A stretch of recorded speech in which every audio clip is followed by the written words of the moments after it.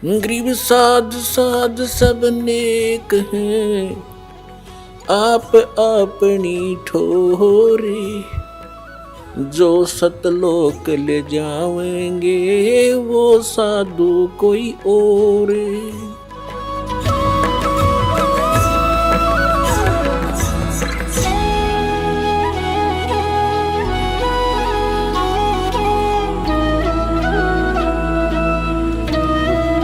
अपने आत्माओं कहने का भाव ये है कि हम जो साधना कर रहे हैं ये शास्त्र अनुकूल है या उसके विरुद्ध है, इसको कहां से प्रमाणित करें, कहां से इसकी तुलना करें। ये सदग्रंथ है अपने, जैसे श्रीमद् भगवत गीता और पवित्र चारों वेद, पवित्र श्रीमद् भगवत गीता और पवित्र 18 पुराण और पवित्र 5वां वेद सूक्ष्म वेद परम अक्षर ब्रह्म की वाणी यानी कबीर वाणी, और फिर उन संतों की वाणी जिनको भगवान स्वयं आकर मिले हैं, जो उनका विधान है प्रभु का, उनकी वाणी में जो कुछ लिखा है वो हमारे सदग्रंथ है, वो हमारे शास्त्र है।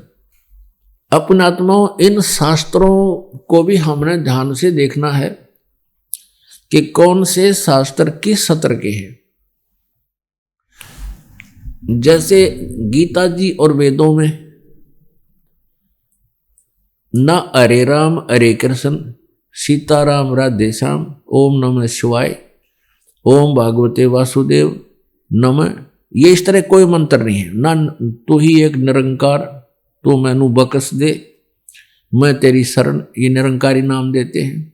और ना ये जो स हम ये नाम देते हैं, स हम हंस नाम देते हैं कुछ, यानी ये मनमुखी बकवादे हैं, इनसे कोई लाभ जीव को नहीं होगा। और न ही ये अकाल मूर्त सब स्वरूपी राम सतपुरुष, और न ही ये मंत्र हैं निरंकार ओंकार ज्योत निरंजन सोहम और सतनाम। तो ये जो नाम है, इन दो मंत्र जो जैसे केवल ब्रह्म की साधना करनी है ओनली ओम मंत्र है, और परम अक्षर ब्रह्म की करनी है तो 3 मंत्र हैं ओम तत्सत।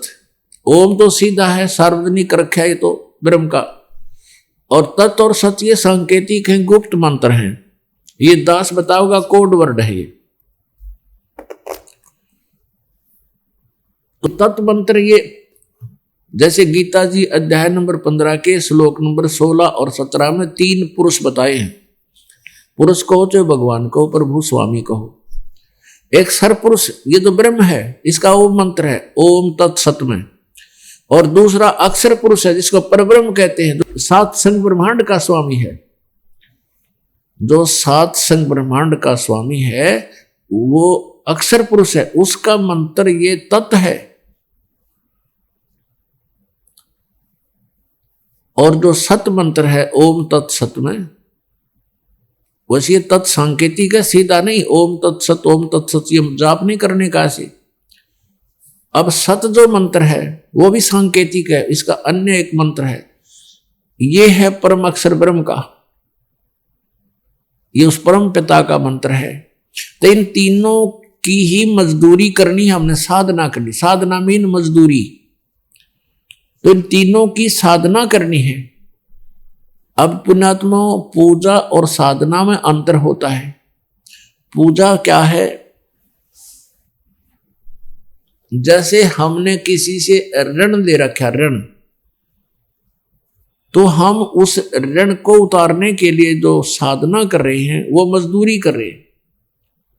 तो हम जिसका ऋण देना उसकी पूजा नहीं करें, हम तो उसके को अपना पैसा उतारने के लिए उसको अपनी मजदूरी करें।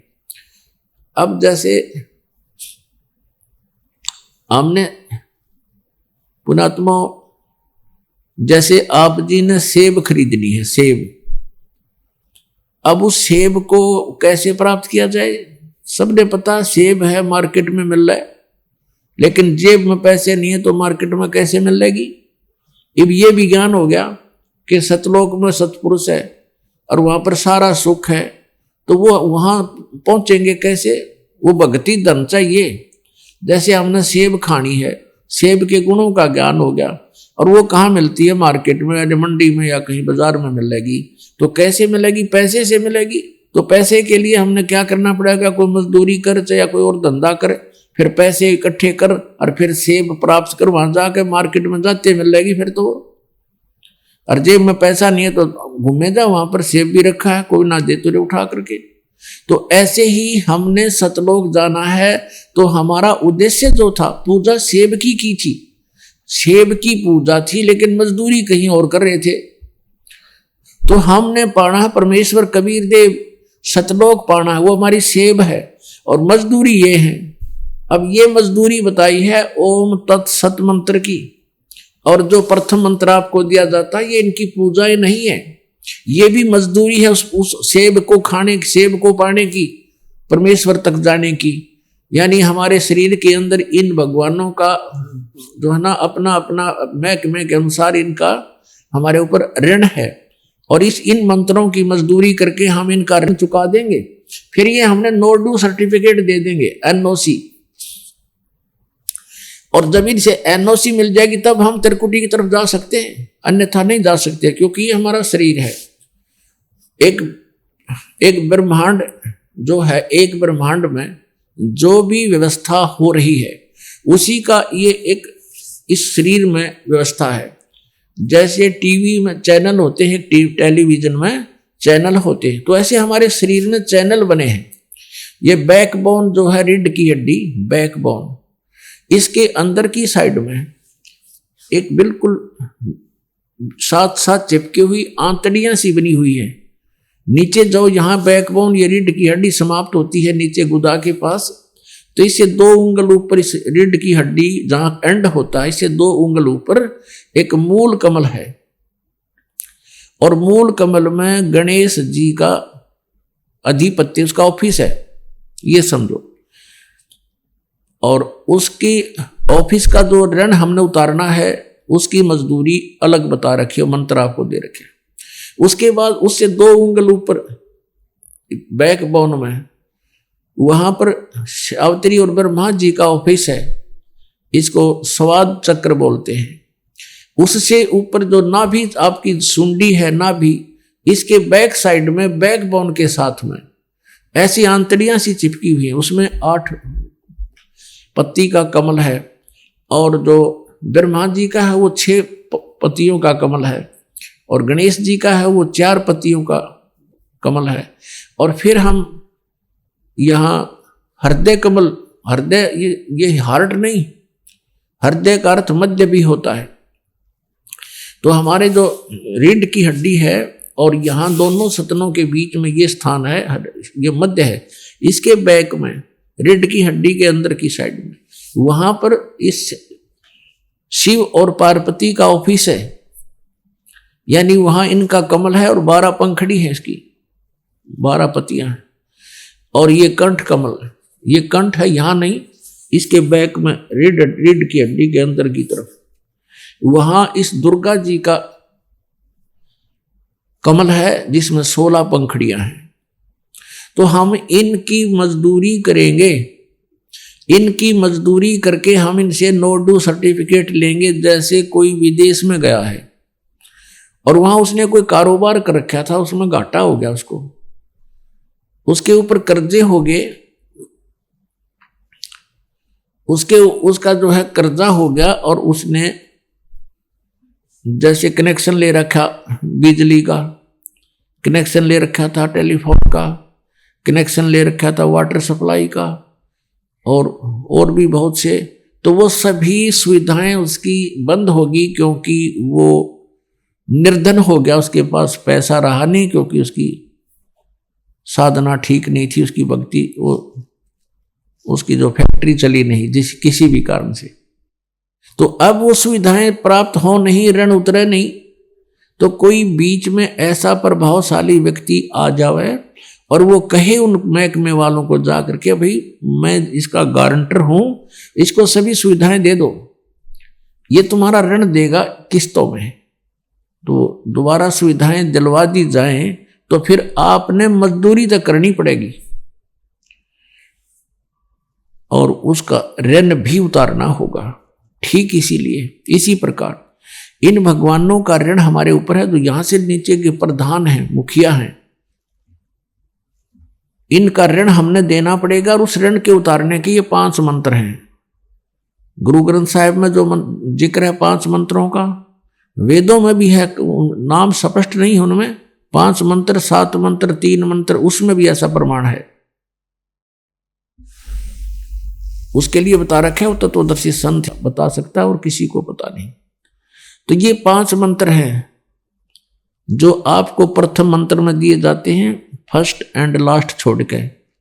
बीच बीच के जो 5 मंत्र ये है वो पंच मंत्र, और इनके जाप से आपको जब ये आत्मा हृदय में रहती है, हृदय कमल में, और वहां से फिर ये नीचे को चलती है मूल कमल में।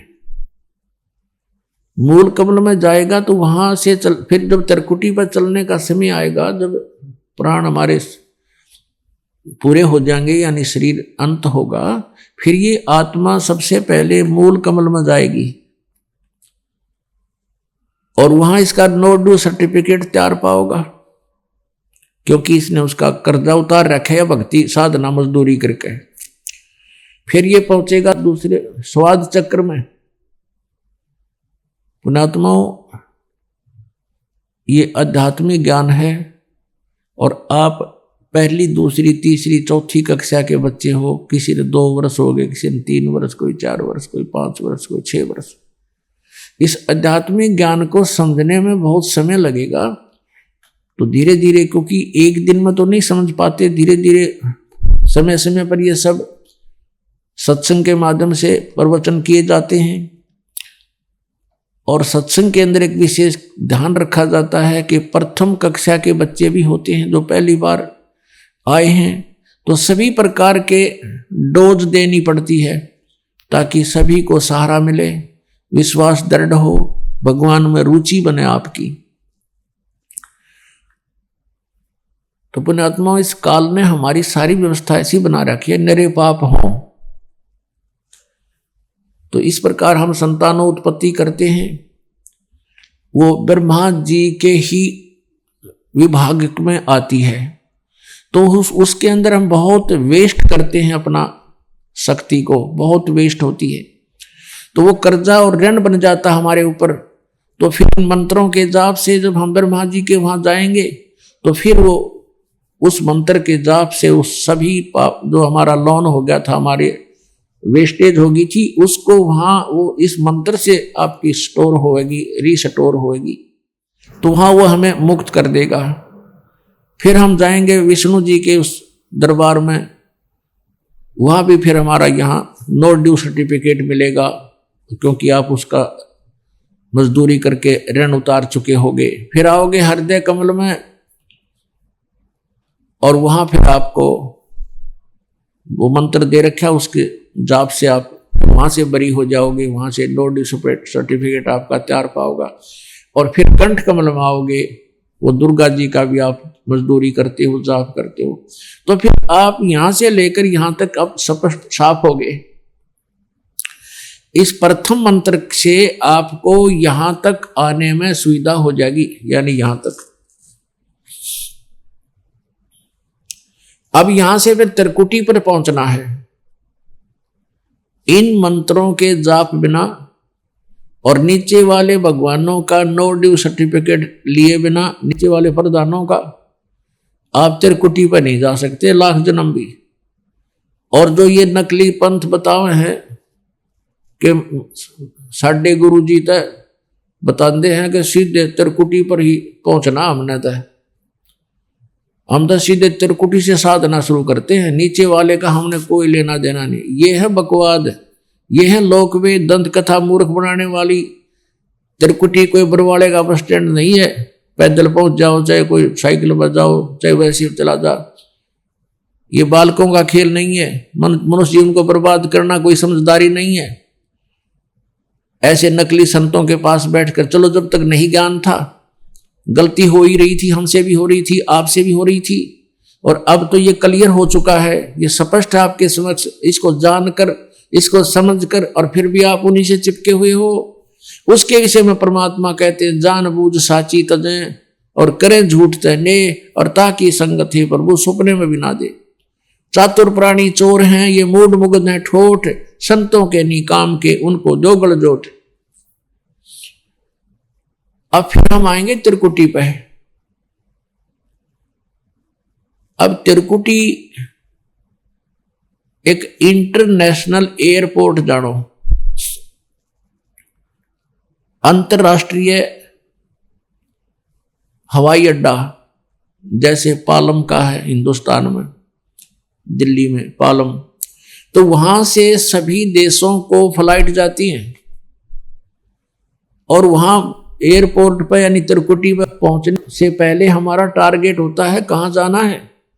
वहां तो जाकर टिकट लेनी होती है या पहले बुक करा रखी होती है, पासपोर्ट पहले बनवाना होता है और उस देश का नो डू सर्टिफिकेट आपके पास होना अनिवार्य है। उनकी परमिशन होकर ही आप वहां जाते हो। फिर त्रिकुटी पर आने के बाद आपको, अब जैसे कई भक्त असमंजस में गिर जाते हैं क्योंकि पुण्यात्माओं इतना समय आपके पास नहीं होता कि आप सभी सत्संग अटेंड कर सको और प्रत्येक सत्संग में ये बताया भी नहीं जा सकता, रह कर एक ही बात को रिपीट भी नहीं किया जा सकता। और लेकिन दास की भरसक कोशिश रहती है कि समय समय पर प्रत्येक पहलू पर प्रकाश डालूं और बहुत बार डालूं, लेकिन बहुत बार डालूं तो भी आप नहीं पहुंच पाते किसी कारण से। कोई सुबह आता है, कोई शाम को आता है और हो सकता है उस समय वो प्रकरण उसको ना उपलब्ध हो और हो सकता है कई सत्संग भी निकल जाएं ऐसे ही। तो फिर भी उसके लिए आप जी सीडी ले सकते हो, उनसे देखिए सुनिए। और आजकल तो परमात्मा ने बहुत अच्छी टेक्निक दी है, एक छोटी सी चिप होती है उसमें 40-40 घंटे का सत्संग आ जाता है। लेकिन समय तो निकालना ही पड़ेगा, यहाँ निकालो चाहे घर पे बैठ कर सुनो, वो सुनना पड़ेगा। क्योंकि हमने जो अज्ञान सुना वो भी बहुत सुन रखा है, थोड़ा नहीं, बहुत जन्मों से सुनते आ रहे हैं।